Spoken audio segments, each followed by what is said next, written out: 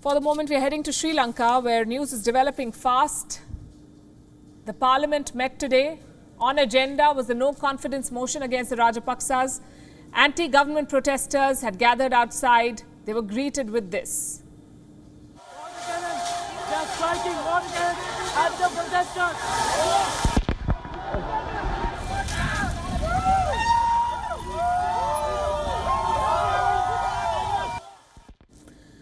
They were tear-gassed, also hit with water cannons. WION correspondent Dasuni Thauda was at the scene when this happened. She too was tear-gassed. Moments after this, she sent us this report. Take a look.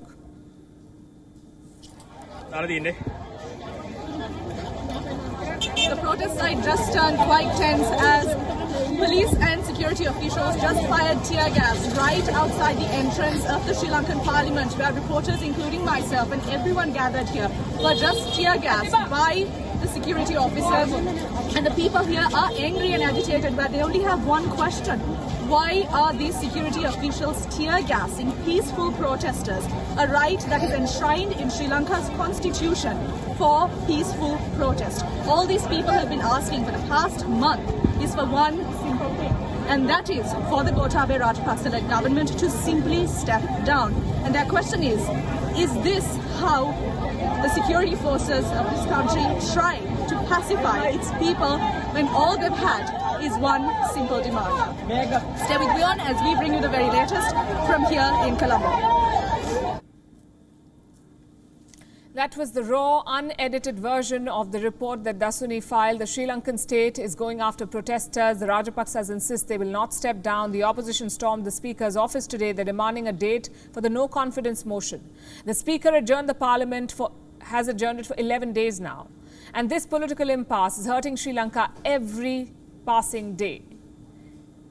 So the people of Sri Lanka took matters into their own hands. Once again, they shut down the country. Hundreds of protesters gathered outside the parliament last night. Police had earlier set up barricades around the complex. Reports say they'd also brought in tear gas, but the protesters refused to leave.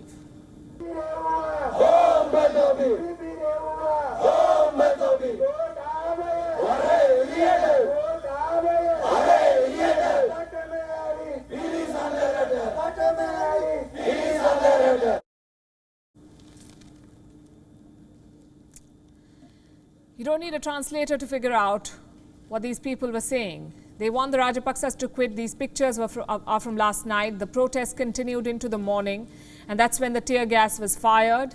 Even parliamentarians were outraged by this crackdown, and today they barged into the Speaker's office. The conversation was far from pleasant. They demanded answers. They wanted to know why peaceful protesters were being tear gassed in Sri Lanka.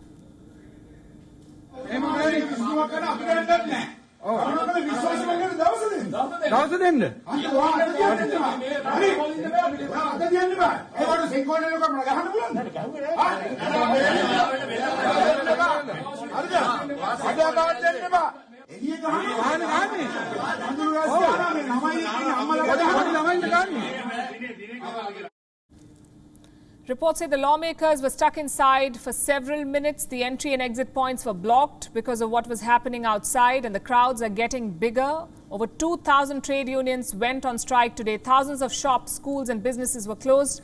There were no buses on the streets. About 3,000 factory workers joined the strike, also healthcare workers. The main railway station in Colombo was closed. This was Sri Lanka's biggest strike in 69 years. And the protesters are using every trick they have to make themselves heard. Today in Colombo, hundreds of them left their underwear on barricades.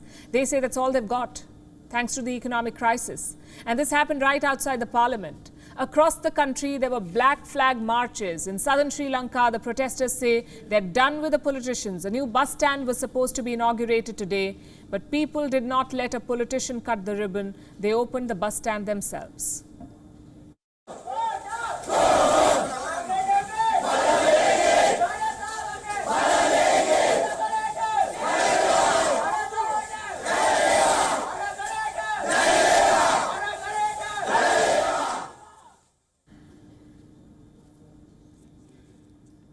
Shows you the extent of public anger in Sri Lanka. They want change and they want it now. So what's happening with the no-confidence motion? Yesterday, the opposition suffered a setback, but in the evening, there was a twist. The 40 rebel lawmakers wrote a letter, the same ones who'd broken away from the Rajapaksa government. These 40 lawmakers wrote a letter. The letter was addressed to the leader of opposition, Sajith Premadasa. The rebels want Premadasa to become president. But dethroning the Rajapaksas is not going to be easy. The Sri Lankan parliament has 225 seats. The opposition needs a simple majority. That's a total of 113 votes. It is not yet clear if they have the numbers. The government, though, is on a weak footing. Their forex reserves are down to just $50 million. The expected bailout from the International Monetary Fund could take months. The Rajapaksas drove Sri Lanka into this mess, and now they refuse to leave. Do they have a plan to fix the economy? Well, they have a finance minister, a minister who is desperate to quit his job. And that should tell you something about the kind of plans they have in place. For the brothers, the focus is solely on saving power, not their country. And for this, they're seeking some divine intervention. Reports say President Gotabaya Rajapaksa has reached out to his personal shaman, someone who goes by the name of Gnana Akka. Reports say she delivered some bottles of water to the protest site. It's a very interesting, bizarre, whatever you want to call it, noteworthy story. And I have a copy of the story. This is what it says. I'm quoting. Gnana Akka has assured those behind the operation that anyone who drinks this water will be subdued and eventually give up their agitation against the president and his family. The idea is that the Gota Go Home campaign will fizzle out. This is what it has come down to. The Rajapaksas want bottled water to end their crisis. We have no words. But we do have an update, some breaking news coming in. Reports say President Gotabaya Rajapaksa has asked his elder brother, Prime Minister Mahinda Rajapaksa, to step down. The request came at a special cabinet meeting in Colombo. The senior Rajapaksa, that is Mahinda, had initially resisted calls from the opposition to step down, but now it seems the public pressure is getting to the president. And he's going to sacrifice his brother to keep his seat. Mahinda Rajapaksa himself served as the president of Sri Lanka from 2005 to 2015. Let's go straight to my colleague, WION correspondent Dasuni Athauda for more on this. Dasuni, this has been in the news for a while now. There's been a lot of speculation on whether Gotabaya is going to ask Mahinda to step down. Is it finally happening?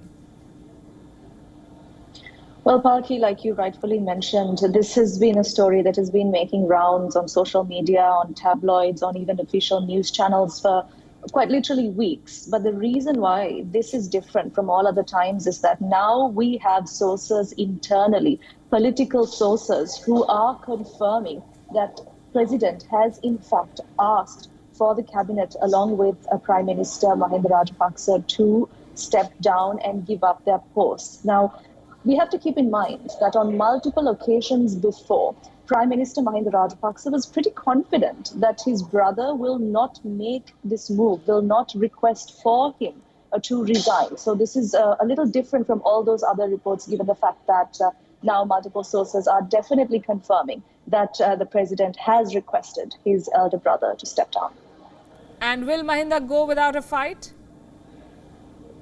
That is yet to be seen, given that he is also somebody, like I mentioned earlier, who has been very adamant with his ways and has been certain that he still garners the confidence of the House and that he would emerge victorious, provided that a no-confidence motion was to be brought against him. So it is very interesting as Sri Lanka's political status keeps changing day on and day in fact, by the hour right now, Palki. I'm looking at reports, Dasuni, which say that the Prime Minister has informed this meeting that he will make a statement about these discussions on Monday, and his office has denied social media reports that Mahinda Rajapaksa has already resigned. But as they say, there's no smoke without fire. So something really, I'm assuming, is in the making. But if Mahinda Rajapaksa resigns, do you think that the protests will subside, or will the protesters want to go the whole hog and make sure that both the Rajapaksas are out of power? Well, to be honest, Palki, right now, all we can do is wait and see how these developments will pan out. Like I said, the political status right now in Sri Lanka keeps changing by the hour. And we've seen protesters who've taken to the streets for more than a month, and their main chant has been "Go home, Gota." They want the president to step down along with this government. So is this sort of a 50-50 solution where the president stays and the prime minister goes, but then in the event the prime minister steps down, automatically the cabinet will be dissolving, so we will be essentially going back to square one and finding another cabinet of ministers to really help us through this crisis. To be honest, if this happens, we've already wasted so much time in appointing, reappointing, resigning, again being appointing and resigning once again in posts in the political arena, that I don't think the country can really stay on for longer with these sort of tactics. Right. Dasuni, thanks very much for that update and for all the reports that you send us as you keep track of the biggest story and political churn that Sri Lanka is witnessing in the recent decades. Thanks very much for that update. So reports saying that in a meeting, President Gotabaya Rajapaksa asked his elder brother and Prime Minister Mahinda Rajapaksa to step down. There is no confirmation on whether he's going to do that. But that's a story, of course, that we will be tracking. WION is now available in your country. Download the app now and get all the news on the move.